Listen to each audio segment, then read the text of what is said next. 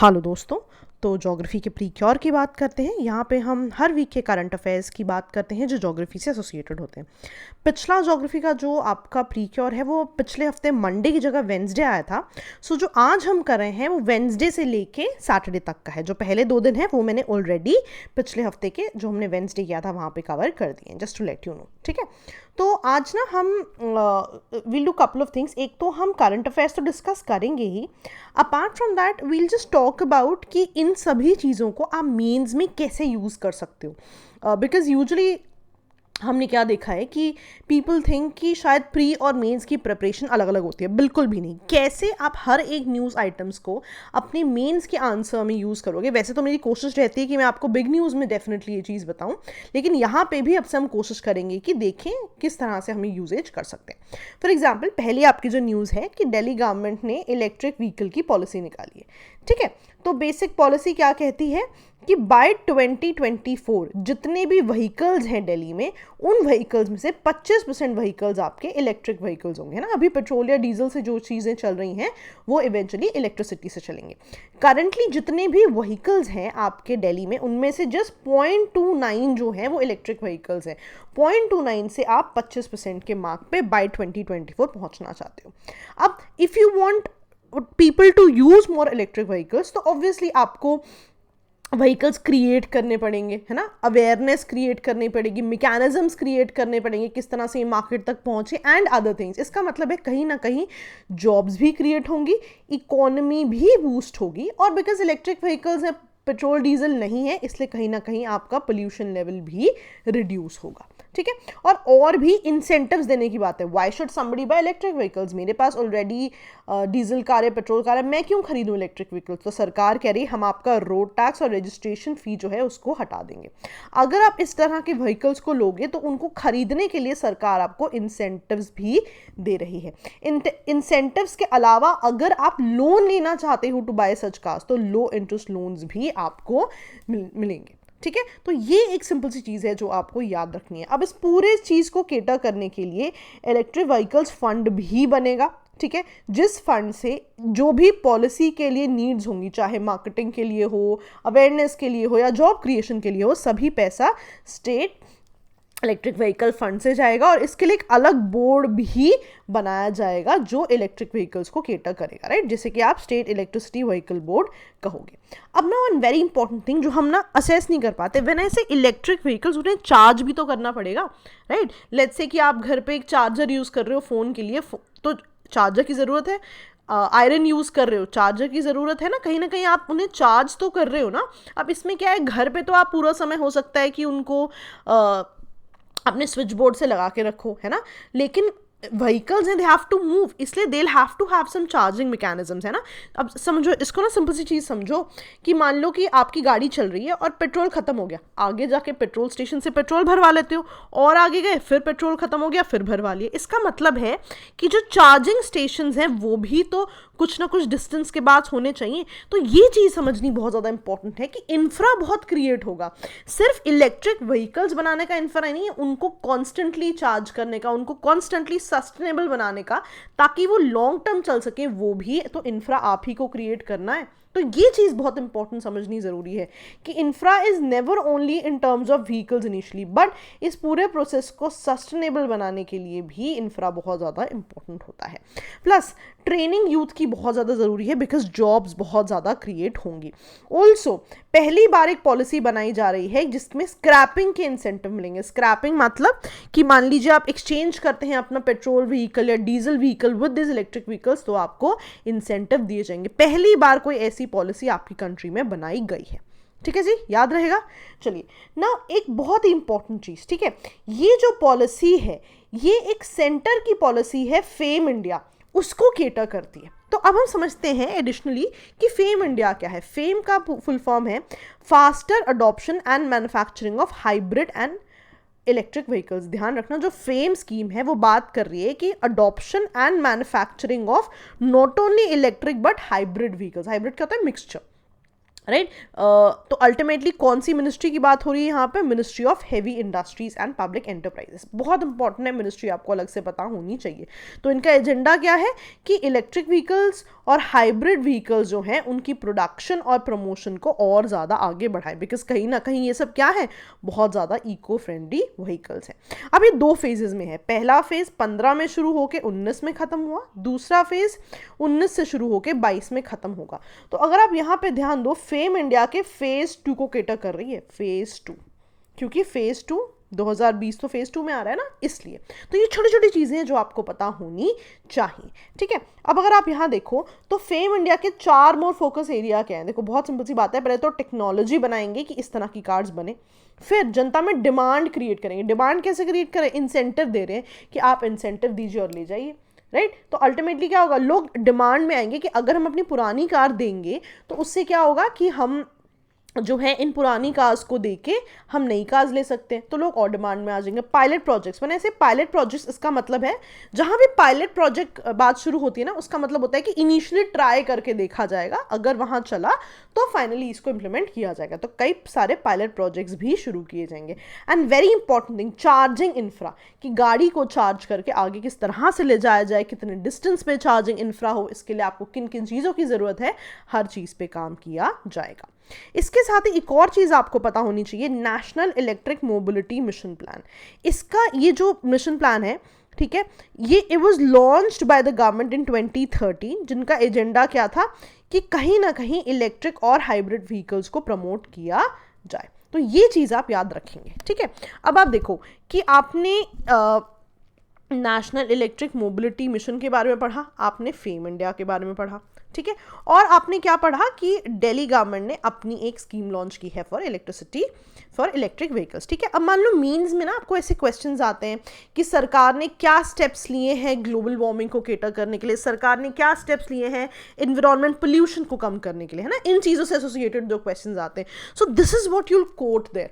जब भी आप ट्रांसपोर्टेशन सेक्टर को कोट करोगे, आप बोलोगे कि सेंटर ने पॉलिसीज बनाई, for example mobility mission and fame, और स्टेट ने भी अपनी पॉलिसीज बनाई हैं, जिसमें इनिशियल पॉलिसी कौन बना रहा है? दिल्ली। तो आप देख रहे हो जो फैक्ट्स आप प्री के लिए पढ़ रहे हो वही फैक्ट्स तो आपको मेंस में लेके आने। सिंपल सा पॉइंट क्या बनता है कि एनवायरमेंट फ्रेंडली स्कीम्स जो है सरकार चला रही है। अब किस तरह की एनवायरमेंट फ्रेंडली स्कीम्स चला रही है उसका एग्जाम्पल है ये, this is what will fetch you marks. तो आप देख रहे हो अलग प्रिपरेशन नहीं है, it is just the same preparation, क्योंकि ना everybody knows environment friendly schemes है, लेकिन why should you get extra marks when you quote these examples. ठीक है जी, समझ में आया। चलिए अगली न्यूज़ पे आते हैं। फर्स्ट किसान रेल, तो रिसेंटली महाराष्ट्र से बिहार तक एक फर्स्ट किसान रेल शुरू हुई है। बेसिकली ये स्पेशल पार्सल ट्रेन हैं, इनमें सामान भेजा जाएगा एक जगह से दूसरी जगह तक, जो अनाउंस हुए हैं अभी, जो रिसेंट बैच था 2021 का। तो ऐसा है कि पहले भी ऐसी ट्रेन्स जाती थी, बट वो स्पेसिफिक चीज़ों के लिए जाती थी। फॉर एग्जाम्पल सदर्न इंडिया में आप देखोगे बनाना स्पेशल ट्रेन्स थी, ठीक है, कि कोई एक स्पेसिफिक कमोडिटी है उसको ट्रेन एक जगह से दूसरी जगह ले जा रही है। लेकिन अब मल्टी कमोडिटी रीजन्स आ गए हैं, बहुत सारे ऐसे प्रोडक्ट्स जो पेरिशेबल हैं, जो खराब हो सकते हैं, जिनको फ्रोजन कंटेनर्स में ले जाना ज़रूरी है, वो एक जगह से दूसरी जगह in short period of time via this किसान रेल ले जाया जाएगा। तो जितने भी एग्रीकल्चरल प्रोड्यूस है, फॉर एग्जांपल वेजिटेबल, फ्रूट्स, जो भी एक पेरिशेबल कमोडिटी में आते हैं, जल्दी खराब होने की कमोडिटी में आते हैं, उनको फ्रोजन कंटेनर्स में जल्दी एक जगह से दूसरी जगह पहुंचाया जाए, इसके लिए फर्स्ट किसान रेल शुरुआत हो रही है। तो एजेंडा क्या है कि कहीं ना कहीं फार्मर्स की इनकम को इंक्रीज किया जाए। याद रखना, अगर आपसे कोई भी पूछे, हम डबलिंग फार्मर्स इनकम हमेशा ही हर चीज में कोट करते, कौन सी कमेटी है? अशोक दलवाई कमेटी की रिकमेंडेशंस है। वेरी वेरी इंपॉर्टेंट, ठीक है।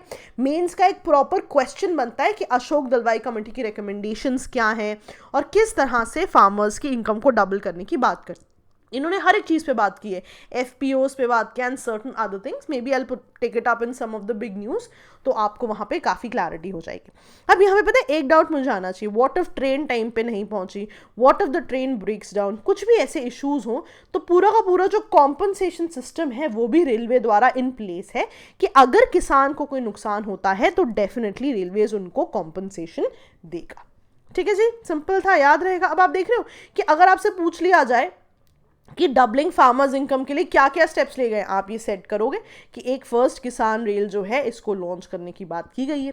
या आपसे क्वेश्चन आ जाए इन जनरल कि एग्रीकल्चर जो है एज एन रादर जो एग्रीकल्चर में स्कीम्स है या एग्रीकल्चर सेक्टर के लिए सरकार क्या स्टेप्स ले रही है, आप ये बिल्कुल कोट कीजिए। तो आप देख रहे हो यही सेम चीज़ें हैं जो आप मेंस में कोट कर रहे हो। अब देखो एक और एग्रीकल्चर की बात करते हैं, ठीक है, कि एक पुक्काली वैरायटी ऑफ राइस है जो कि केरला में बहुत ज़्यादा पाई जाती है, राइट। तो इसकी स्पेशलिटी क्या है कि ये सलाइन टॉलरेंट राइस है। सलाइन टॉलरेंट राइस का क्या मतलब है कि जिस पानी में ये उग रही है वहाँ पे बहुत ज़्यादा सॉल्ट है, लेकिन स्टिल ये जो वैरायटी है उसका सॉल्ट के प्रति टॉलरेंट है, सॉल्ट का उस पर बहुत ज़्यादा असर नहीं हो रहा, even if it is grown in coastal areas, water locked areas जहाँ पे सैलिनिटी बहुत ज़्यादा है, इसकी क्वालिटी पे उस सैलिनिटी का, उस नमकीन पानी का बहुत ज़्यादा अफेक्ट नहीं होता है, ठीक है। इसकी वजह से इसको जीआई टैग भी मिला हुआ है। रादर क्योंकि ये कोस्टल रीजन्स में है, टाइड्स बहुत ज़्यादा आती हैं, तो उसकी वजह से क्या होता है, ये जितने भी फील्ड्स हैं, ठीक है, जहाँ पे ये इस तरह के राइस उग रहा है, इतने ज़्यादा फर्टाइल हो जाते हैं कि ना कोई मेन्योर ना कोई फर्टिलाइज़र की ज़रूरत है इस तरह के राइस को उगाने के लिए। बिल्कुल अगर हम वहाँ पे सीडलिंग्स लगा देंगे तो बिल्कुल नेचुरली ये पर्टिकुलर राइस वहाँ पे उगता है। और उसकी स्पेशलिटी क्या है कि ये है सॉल्ट टॉलरेंट। तो कभी भी आपसे पूछा जाए कि व्हाट आर द स्पेसिफिक चीज़ें, व्हाट इज हैपनिंग, है ना, मान लीजिए जीआई टैग पे क्वेश्चन आ जाए एग्रीकल्चर से एसोसिएटेड कि किस तरह की एग्रीकल्चरल चीज़ों को जीआई टैग मिला हुआ है, डेफिनेटली आप इन चीज़ों को कोट कर सकते हैं। ऑल्सो ना इसमें एक और चीज़ I want to talk about, ये यूपीएससी में क्वेश्चन भी आया हुआ है GIHS के बारे में, क्योंकि केरला की बात हो रही थी तो मुझे याद आ गया ना, थोड़ा tell you about it. Global agricultural heritage systems है, ये एक प्रोग्राम है जो कि फूड एंड एग्रीकल्चर ऑर्गेनाइजेशन ने शुरू किया हुआ है, जिनका बेसिक एजेंडा क्या है, देखो नाम में ही पता चल रहा है, एग्रीकल्चर की कुछ स्पेसिफिक साइट्स को ये इंपॉर्टेंस देना चाहते हैं, इसलिए एग्रीकल्चर की उन स्पेसिफिक साइट्स को इन्होंने हेरिटेज सिस्टम्स या हेरिटेज साइट्स का नाम दे दिया है। तो एजेंडा क्या है कि वर्ल्ड की कुछ चुनी हुई एग्रीकल्चरल साइट्स के बारे में लोगों को अवेयरनेस की जाए और इन साइट्स को सस्टेनेबल बनाने के लिए इनको सेफगार्ड मैकेनिज्म्स भी दिए जाए, ठीक है। बहुत ही डायरेक्ट क्वेश्चन पूछा हुआ है इन्होंने प्री में आपसे इसके बारे में। नाउ इंडिया में ना 3 ऐसी जगह हैं, 3 ऐसी एग्रीकल्चरल साइट्स हैं जिनको हेरिटेज साइट्स कहा गया है, राइट। एक है उड़ीसा में कोरापुट, एक है कश्मीर वैली में पंपोर रीजन, एक है कुट्टानाड। कुट्टानाड क्यों इंपॉर्टेंट है, बिकॉज यहाँ पे जो राइस है ये सी लेवल से नीचे कल्टिवेट किया जाता है। मैंने आपको काफ़ी डिटेल में ये पूरा कॉन्सेप्ट समझाया हुआ in one of the precures, I hope you remember it, if you don't you can go back to the precure and check it out, ठीक है। तो अब आप देख रहे हो केरला में एक कुट्टानाड फार्मिंग भी इंपॉर्टेंट है और एक जो हमने भी पुक्कल राइस पढ़ा है वो भी इंपॉर्टेंट है। तो व्हेनेवर दे आस्क यू कि किसी पर्टिकुलर स्टेट की अचीवमेंट्स अगर आपको कोट करनी पड़े, है ना, फॉर एग्जांपल आप एग्रीकल्चर में राइस का कोई पॉइंट कोट कर रहे हो and you want to talk about किसी स्टेट का पर्टिकुलर इनिशिएटिव, तो आप केरला के नाम पे इन 2 इनिशिएटिव्स को डेफिनेटली कोट कर सकते हो। तो आप देख रहे हो जितने फैक्ट्स आपको पता हैं उन्हीं को डिफरेंट तरीके से डिफरेंट आंसर्स में आपने कोट करना है। अगर हम GIHS साइट्स की बात करें तो इंडिया में तो ये 3 साइट्स हैं, चाइना में 11 साइट्स हैं और वर्ल्ड में सबसे ज़्यादा साइट्स कहाँ पे पाई जाती हैं, चाइना, ठीक है। तो ये चीज़ आप याद रखेंगे, प्री के लिए एक पोटेंशियल क्वेश्चन हो सकता है, ठीक है। अगर हम अगली चीज़ पे आए, लैंडस्लाइड हुआ है रिसेंटली नियर अराविकुलम नेशनल पार्क, ठीक है। कई जगह इसे एर्नाविकुलम नेशनल पार्क भी कहते हैं, तो आप इसको देख लीजिए, एराविकुलम भी आया तो भी इट्स राइट, एर्नाकुलम भी आया तो भी इट्स राइट। अगर आप इसकी पोजीशन देखें तो केरला में है ये, ठीक है। थोड़ा सा सीक्वेंस में और भी 2-4 यहाँ पे रिजर्व्स दिए हैं, वो भी आप याद रखेंगे। अगर आप केरला में देखें, एराविकुलम इस तरफ है, इसके अलावा वायनाड वाइल्ड लाइफ सेंचुरी है, साइलेंट वैली नेशनल पार्क है ना, इदुकी भी है, अगेन पेरियार टाइगर रिजर्व है। तो ये सब चीज़ें बहुत ही सीक्वेंस में दी हुई हैं मैंने आपको। अगर आपको सीक्वेंस में भी अरेंज करने को आ जाए, like right top to bottom, bottom to top, तो भी आप अरेंज कर सकते हैं। अपार्ट फ्रॉम दैट अगर ये मैच द फॉलोइंग में आपको स्टेट से मैच करने के लिए आ जाए तो भी this map should be more than enough, ठीक है जी।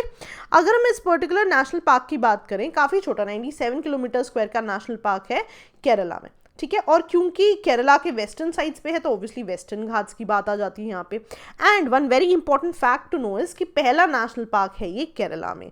और ये क्यों बनाया गया था? बिकॉज उस समय जो नीलगिरी ताहार की पॉपुलेशन थी उनको कहीं ना कहीं प्रोटेक्ट किए जाने की ज़रूरत थी, इसलिए इसे नेशनल पार्क माना गया था। तो कभी अगर आप नीलगिरी ताहार से एसोसिएटेड स्टेट पूछ लिया जाए या नेशनल पार्क पूछ लिया जाए तो भी you should be able to answer. अच्छा, एक जो टिपिकल सा क्वेश्चन होता है कि किस तरह की कम्युनिटीज़ पाई जाती है ना, किस तरह के वेजिटेशन पाई जाती है, याद रखना है आपने ग्रासलैंड, श्रबलैंड एंड शोला फॉरेस्ट। ठीक है, तो ये तीनों ही चीज़ें हैं जो आप याद रखोगे। ठीक है जी, चलिए अगली न्यूज़ पे आते हैं। हाँ जी, तो वीनस पे जो है वोल्केनोज पाए गए हैं। रादर एक रीसेंट स्टडी है जो नेचुरल जियो साइंस ने की है, उन्होंने बोला है कि वीनस जो है स्टिल जियोलॉजिकली एक्टिव है। देखो, ऐसा माना जाता था कि वीनस जो है डोरमेंट है, वहाँ पे वोल्केनोज नहीं पाए जाते हैं। बेसिकली ऐसा माना जाता था, अगर मैं आपको बताऊं, अगर आपको अर्थ के बारे में पता है तो आपको पता है कि अर्थ के अंदर बहुत ज़्यादा वोल्केनो है ना, जबकि जब प्लेट्स ब्रेक करती हैं वो बाहर की तरफ आता है ना। हम सब ने ये काफ़ी बार, अगर आपने प्लेट टेक्टोनिक्स का कॉन्सेप्ट पढ़ा है एनसीईआरटी में, ठीक है, तो आपको बहुत स्पेसिफिकली पता है कि ये आपकी अर्थ है, राइट। अर्थ के नीचे मैंटल कोर में बहुत ज़्यादा मैग्मा है, जो अर्थ के ऊपर की प्लेट्स है, व्हेन दे ब्रेक इन तो ये मैग्मा बाहर आ जाता है, राइट। अब ऐसा माना जाता था कि अर्थ में तो प्लेट टेक्टोनिक्स है लेकिन वीनस में ऐसा कुछ है ही नहीं, इसीलिए वहाँ पे कभी भी वोल्केनोज नहीं पाए जाते हैं और वो जियोलॉजिकली क्या है, डोरमेंट है। लेकिन रिसेंटली ऐसा पाया गया है कि बहुत सारे ऐसे हॉट रॉक्स हैं, ठीक है, और जिसकी वजह से वहाँ पे रिंग लाइक स्ट्रक्चर्स बन रहे हैं। तो बहुत इंपॉर्टेंट नहीं है from the perspective of pre, they will not ask you these things. What I want you to know about is, क्योंकि वीनस के बारे में डिस्कशन है तो बैक एंड पे कुछ प्रोग्राम्स हैं जो आपको पता होने चाहिए। For example, I was reading this article and it said कि ये जो पर्टिकुलर नई स्टडी मिली है, ये एक पर्टिकुलर मिशन है which is planned in 2032 by Europe, जिसे एनविजन कहा गया है। ये एक ऑर्बिटल मिशन है वीनस के लिए, जहां पे ऑर्बिटर क्या करेगा, ऑर्बिटर क्या होता है, जो कि वीनस का जो भी ऑर्बिट है उसमें मूव करता रहेगा, जो ये स्पेसक्राफ्ट रहेगा, राइट। तो इसमें क्या होगा कि यहाँ पे ये जो पर्टिकुलर ऑर्बिटर है ये मैप करता रहेगा कि वीनस का एटमॉस्फेयर कैसा है, वीनस की जियोलॉजिकल एक्टिविटी एज इन उनके जो पूरा स्ट्रक्चर है वीनस का अंदर, उसमें क्या चेंजेस हैं, क्या चेंजेस हो रहे हैं, वीनस का एटमॉस्फेयर क्या है। And one very important thing जो कि मैंने ऊपर कही कि पहले हमें लगता था कि अर्थ में प्लेट टेक्टोनिक्स है, वीनस में नहीं है, लेकिन अब हमें पता लग रहा है कि ऐसा कुछ वीनस में भी है। तो ऐसा क्यों है कि वीनस और अर्थ के सिस्टम्स इतने ज़्यादा डिफरेंस है, इसको भी ये पर्टिकुलर प्रोजेक्ट जो है स्टडी करेगा। तो फिलहाल प्रपोज्ड है, गया नहीं है, तो इतनी डिटेल्स आपको नहीं पता होनी चाहिए, but at least the name you should be knowing कि यूरोप का एक एनविजन है जो कि वीनस से आपने एसोसिएट करना है। यहाँ पे वी है, वी फॉर वीनस, तो आप याद रख लोगे। इंडिया का भी एक प्रपोज्ड मिशन है that I want you to know about, ठीक है। प्रपोज्ड ऑर्बिटर का नाम है शुक्रयान 1, ठीक है। तो एजेंडा इनका भी क्या है कि वीनस का सरफेस या एटमॉस्फेयर को ये स्टडी करेंगे, पर अभी तक प्रपोज्ड है, इनिशियल स्टडीज चल रही हैं, अभी तक इसे लॉन्च नहीं किया गया है, ना ही अभी तक इसकी कोई डेट्स आई हैं, ठीक है। अब देख रहे हो कि कितने सारे स्पेस प्रोग्राम्स। अब मान लो कि अगर आपको इसरो के स्पेस प्रोग्राम्स पे क्वेश्चन आ जाए कि किस तरह के प्रोग्राम्स है, what are the future programmes या ऐसा कुछ, तो definitely you can quote these things. अच्छा, एक और तरह के क्वेश्चंस भी आते हैं, how far the world has come in space research, है ना। तो उसमें आप डिफरेंट कंट्रीज कोट कीजिए, आप वीनस के बारे में कोट कीजिए, हमें नई ये चीज़ पता लगी है। आप इंडिया के बारे में कोट कीजिए कि पहले ऐसा कोई प्रोग्राम नहीं था, now India is planning such a programme. आप मार्स मिशन कोट कीजिए कि इंडिया 4th कंट्री हो जाएगा once that whole thing falls into place, ठीक है। तो ये कुछ चीज़ें हैं जो आपको डेफिनेटली ना, जो आप यहाँ ये चीज़ें पढ़ रहे हो ना, आपको इनको कोट करना आना चाहिए। नेक्स्ट है UNESCO IOC as tsunami ready communities. तो ऐसा है, यूनेस्को की एक इंटर गवर्नमेंटल ओशियनोग्राफिक कमीशन है, ठीक है। इन्होंने एक प्रोग्राम लॉन्च किया है, सुनामी रेडी प्रोग्राम, या राइट। और जिन कम्युनिटीज़ के अंदर ये सुनामी रेडी प्रोग्राम बहुत अच्छे से इम्प्लीमेंट होता है, उनको आप सुनामी रेडी कम्युनिटीज़ कहते हो। अब सुनामी रेडी नाम से पता लग रहा है कि सुनामी के लिए, डिज़ास्टर के लिए आप ऑलरेडी प्रिपेयर्ड रहते हो, है ना। आपकी पब्लिक की, आम आदमी की कोऑपरेशन रहती है, जो आपकी कम्युनिटी के लीडर्स हैं उनकी कम्युनिकेशन, उनकी कोऑपरेशन रहती है, जो आपकी डिज़ास्टर रिलेटेड एजेंसीज़ हैं, नेशनल और लोकल लेवल पे उनकी भी कोऑपरेशन रहती है। तो बेसिकली कोलैबोरेशन है एट एवरी स्टेप ताकि डिजास्टर्स को अवॉइड किया जा सके। ठीक है, तो बेसिक एजेंडा क्या है कि कोस्टल कम्युनिटी की प्रिपेयर्डनेस को बढ़ाना है for tsunami, so that ultimately क्या हो कि लॉस ऑफ लाइफ और प्रॉपर्टी आप रोक तो नहीं सकते, बिकॉज सुनामी एक बहुत ही नेचुरल फिनोमेना है, लेकिन आप उसको मिनिमाइज डेफिनेटली कर सकते हो।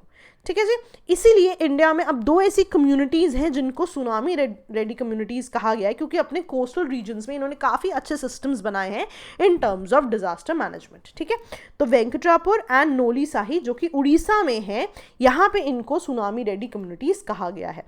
तो इंडिया जो है इस पर्टिकुलर कम्युनिटी के नाम होने के बाद इंडिया इंडियन ओशन में पहली कंट्री है जहाँ पे सुनामी रेडी कम्युनिटीज़ पाई गई हैं या एलोकेट की गई हैं कि ये 2 कम्युनिटीज़ अब रेडी हैं फॉर सुनामी प्रिपेयर्डनेस। ऑल्सो अगर हमसे पूछा जाए इंडिया पहली कंट्री, तो पहली स्टेट कौन सी है? पहली स्टेट वुड बी उड़ीसा। ठीक है, अब आप देखो, अगर आपको डिजास्टर मैनेजमेंट पे क्वेश्चन आ जाए, है ना, और डिजास्टर मैनेजमेंट में आपसे पूछा जाए क्या स्टेप्स लिए गए हैं, तो आप स्टेप्स में ये लिखोगे कि प्रिपेयर्डनेस इतनी बढ़ चुकी है कि अब इंडिया को सुनामी रेडी कम्युनिटीज़ का भी टैग मिल चुका है 2 पर्टिकुलर रीजन्स को। ठीक है, और अगर आप इसमें स्टेट की भी कंट्रीब्यूशन दिखाना चाहो अलग से, तो आप स्टेट में कोट कर दीजिए कि उड़ीसा इसमें से फोरमोस्ट स्टेट है, उड़ीसा ने आगे बढ़ के काम किया है। तो आप देख लो, सिंपल से पॉइंट्स आप आंसर्स में कोट करोगे, यू गेट मोर मार्क्स। ठीक है, तो हर बार मेरी यही कोशिश रहेगी कि अब से जब हम प्री का डिस्कस करें कि कैसे इन चीज़ों को आप अपनी प्री के साथ साथ मेंस में भी इंप्लीमेंट कर सकते हो। ठीक है जी, चलिए, that was all from my and. Okay दोस्तों, बाय बाय।